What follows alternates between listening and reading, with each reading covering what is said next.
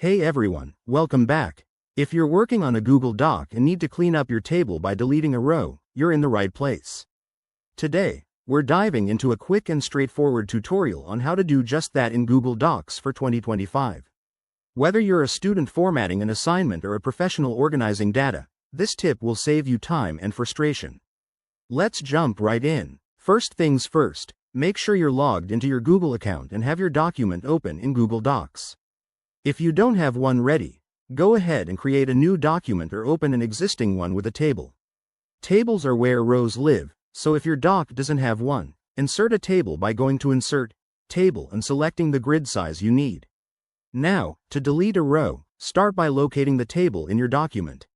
Click on the row you want to remove. The easiest way is to move your cursor to the left edge of the table until it turns into a right-pointing arrow, then click to select the entire row. You can also drag your mouse across the cells in that row to highlight them. Once the row is selected, right-click on it. A context menu will pop up with several options. Look for Delete Row and click on it. Poof, that row is gone. If you prefer using the menu bar, go to the top of the screen, click on Format, then hover over Table and select Delete Row from the drop-down. It's that simple. A quick tip: if you're working with multiple rows, you can select more than one by holding down the Shift key and clicking on additional rows before deleting.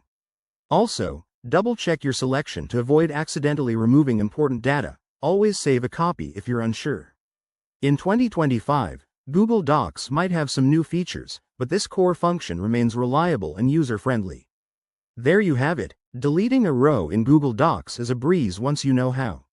If this helped, give this video a thumbs up, subscribe for more tech tips, and drop a comment below if you have any questions. Thanks for watching, and I'll see you in the next one.